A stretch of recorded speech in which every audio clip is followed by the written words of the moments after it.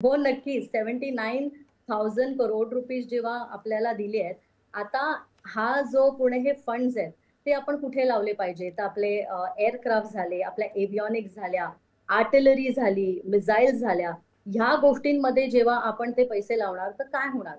जो आपला सैनिक आहे, मे बी कुठल्याही आर्मी, नेव्ही, एअरफोर्स, जो आपला प्रॉपर फ्रंटवर जो लास्ट मॅन आहे, त्याला तुम्ही एकदम सक्षम बनवताय. त्याला तुम्ही सगळ्यात अडव्हान्स वेपन सिस्टम देत आहे, त्याने त्याचा कॉन्फिडन्स खूप वाढतोय. आणि दुसरं म्हणजे डिफेन्सचा जो सेक्टर आहे तोही बूम होणार. आपण आपल्या जसं आपण स्टार्टअप्सना बरोबर घेतोय, आपण आपल्या प्रायव्हेट कंपनीजना घेतोय, आपण मेक इन इंडिया सगळं करतोय. त्यामुळे इकॉनॉमिक ग्रोथ प्लस आपल्या डिफेन्स सेक्टरची ग्रोथ हीही वाढणार आहे. खरं आहे. तुम्ही असं म्हणता की भारतातली जी देशांतर्गत अर्थव्यवस्था आहे, त्याला सुद्धा चालना देण्यामध्ये याचा खूप महत्त्वाचा वाटा असेल. हा अतिशय महत्त्वाचा मुद्दा आहे. त्याबद्दल थोडं सांगा ना? कशाबद्दल म्हटलं? भारताची जी अर्थव्यवस्था आहे, एकंदरच अर्थव्यवस्था, जेव्हा आपण डिफेन्सवरचा खर्च वाढवतो आणि हा खर्च वाढवत असताना भारतामधूनच खरेदी करतो, त्यामुळे भारताची जी अर्थव्यवस्था आहे, त्याला सुद्धा प्रोत्साहन देण्यासाठी एक खूप महत्त्वाचं हे पाऊल उचललं जातं. त्याबद्दल काय सांगाल? हो, कारण जसं मी तुम्हाला पहिलंही सांगितलं, की जेव्हा इंडियन फंड्स आपल्या इंडियन आपण मेक इन करतो आणि जेवढे आपले फंड्स आपल्या विदिन राहतात, तर आपली ऑटोमॅटिकली इकॉनॉमी वाढते. आणि हे फक्त मला असं वाटतं फक्त इकॉनॉमीवर म्हणजे फंड्सच्या रिस्पेक्टिव्ह नाहीये. जेव्हा आपण आपल्याच कंपनीजना एम्पॉवर करतो, आपल्याच मॅनपॉवरना स्किल करतो, तर जेव्हा ते एका पॉइंटला रीच होतात, तर तुमचं प्रोडक्शन म्हणजे तुमची डिझायनिंग, तुमचं प्रोडक्शन करून ते शेवटी त्या सोल्जर पर्यंत पोहोचेपर्यंत सगळीकडे त्यांचा वाटचाल असतो. म्हणजे इंटरनॅशनल लेव्हलला भारत कुठल्या दुसऱ्या नेशनवर डिपेंडन्सी आपली कमी करतो, नंबर 1.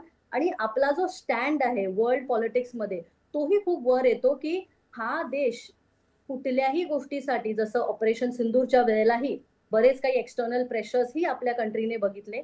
अशा प्रेशर्स खाली कधी येणार नाही. कारण आपण एक सेल्फ रिलायंट आणि सक्षम कंट्री बनणार.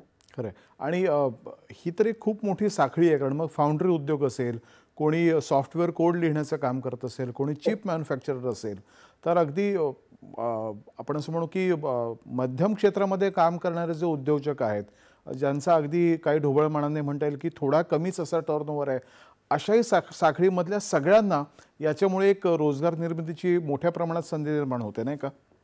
खूप खूप मोठ्या ह्याने जसं मी तुम्हाला ह्याच्याबद्दल पहिलं गतिशक्तीबद्दल सांगितलं. आता आपण एवढं ह्याच्याबद्दल बोलतो, इन्व्हेंटरी बद्दल बोलतो तो, आपल्या इक्विपमेंट बद्दल बोलतो तो. गतिशक्ती हे एक आपल्या कंट्रीचं इन्फ्रास्ट्रक्चर बॅकबोन बनून जाणार, की आपण फक्त मोठ्या कंपनी जसं तुम्ही म्हणलात, की छोट्या-छोट्या मीडियम स्मॉल स्केल इंडस्ट्रीजना सुद्धा पूर्ण त्या तो एक जो एम्प्लॉयी आहे तिकडे त्यालाही तेवढी एम्पॉवरमेंट मिळणार, त्यालाही तेवढी एम्प्लॉयमेंट मिळणार. जसं आपण बघू शकतो, की आजकाल ड्रोन्स जे आहेत, आधी ड्रोन इंडस्ट्री एवढी अपकमिंग नव्हती.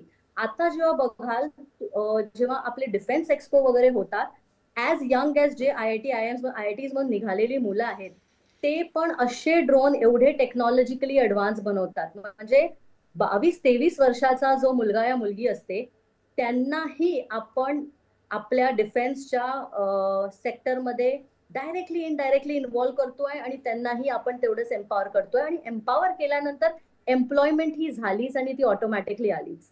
खरं आहे. आणि या संरक्षण सामर्थ्यामध्ये महाराष्ट्र सुद्धा